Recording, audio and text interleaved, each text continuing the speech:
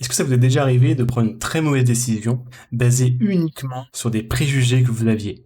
Vous étiez persuadé que ça allait être le génial et au final, ça a été une catastrophe. Bon. Là, le problème que je vous propose, c'est trois solutions pour éviter ce genre de cas. Maintenant, l'exemple que je vous propose, que je vous donne, c'est Stéphane qui est un super sas. Et ses proches, je suis sûr qu'il est bien. Alors déjà, une très grosse erreur, ne demandez pas à vos proches si votre idée est bonne. Ils sont totalement biaisés. Donc déjà, c'est une grave erreur. Donc, rien que sur ce fait-là, je vais pas pouvoir vous dire que c'est une bonne idée, déjà de base. Maintenant, ça n'empêche pas mal de choses. Vous avez une intuition. Très bien. En fait, c'est ce que vont faire beaucoup d'entrepreneurs. Et je vais déjà vous révéler le premier. On va chercher la recherche de disconfirmation. Alors ça veut dire quoi?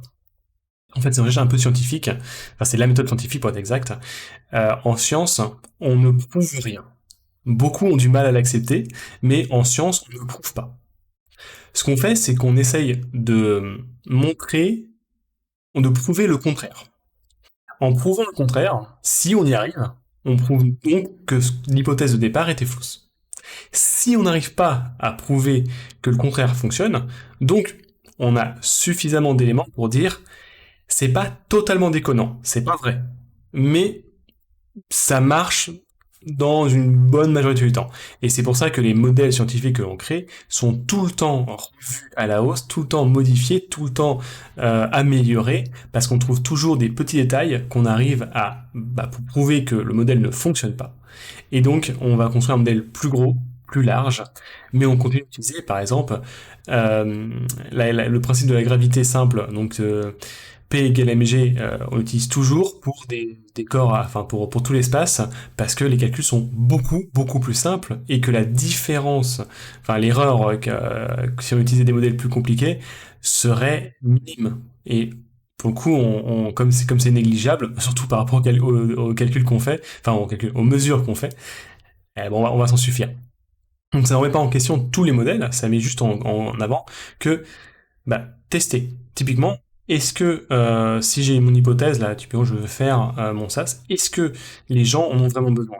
Essayez de changer un peu de scope, regarder un peu dans l'autre sens, et s'il n'y avait pas cette réponse-là, est-ce que les gens seraient frustrés? Est-ce que les gens seraient bien contents? En fait, est-ce que ça apporte vraiment quelque chose de concret à l'utilisateur?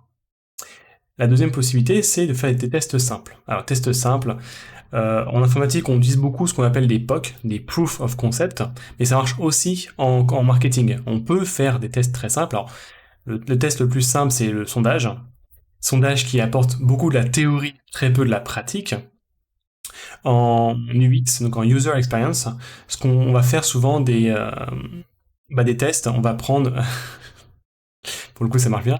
On va faire par exemple uniquement des diapos ou uniquement des écrans très simples, ce qu'on appelle des wireframes. Donc c'est vraiment des écrans qui vont être liés, mais il n'y a pas de codage, il n'y a pas du tout de logique derrière, il y a juste un cheminement plus ou moins linéaire, et c'est tout. Et on va voir avec l'utilisateur, on va faire des tests utilisateurs, on va en mettre un devant l'écran, on va le faire tester, et on va lui dire, voilà, ce que tu dois faire c'est ça. Par exemple, je sais pas, pour les bornes SNCF, ça avait été utilisé pour les refontes il y a 10 ans de ça déjà, même plus. Oui, un peu plus de 10 ans. Je crois que c'était 2012. Et ben tout simplement, on a testé de cette manière-là. On a mis plusieurs devant des bornes, on a demandé de réserver tel billet de telle ville à telle ville. Alors ça permettait pas de faire beaucoup plus. On le laissait faire tout seul. On voulait pas non plus, enfin en tout cas polluer ce qui pouvait être fait. Et à la fin, on lui posait des questions pour savoir est-ce qu'il était perdu, est-ce que ça allait, est-ce que c'était clair, est-ce que c'était compréhensible. Et on regarde aussi combien de clics il a fait inutiles. Donc ça, c'est d'un point de vue expérience, vous pouvez voir en expérience de bout en bout, mais c'est extrêmement intéressant d'un point de vue de savoir si le produit qu'on fait, l'application qu'elle fait, elle est intéressante. Donc, avoir le retour utilisateur, savoir si ce qu'on voulait lui faire faire était clair et si c'était utile pour lui, ça, c'est des réponses qu'on peut tout le temps poser et il faut le faire. Il faut absolument le faire le plus souvent possible.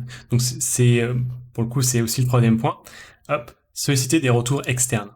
Faut pas hésiter à le faire constamment. Parlez de ce que vous faites, parlez-en et reparlez-en. Il y aura jamais mieux que des retours extérieurs, des personnes qui ne sont pas polluées, qui ne sont pas biaisées, qui ne vous veulent pas du bien absolu, qui sont vraiment là pour avancer et qui ont besoin de ce que vous faites. Alors, pas non plus forcément écouter tout le monde non plus, parce qu'après il y a des besoins qui sont plus nichés, et il faut savoir s'arrêter, mais c'est extrêmement important en tout cas d'avoir des retours constamment. Si vous n'avez pas des retours, vous travaillez en aveugle. Si vous travaillez en aveugle, ça veut dire que ça peut marcher, mais il y a de bonnes chances que ça foire, ou en tout cas partiellement. Donc j'espère au moins que ça va permettre de vous aider. Et vraiment, essayez, trouvez des petits tests, trouvez des petites astuces, trouvez des petits machins, prenez un tout petit peu de recul, réussissez à faire quelques petits éléments, faites tester, parlez-en, parlez-en et parlez-en. Et puis moi je vous dis à la prochaine. Salut!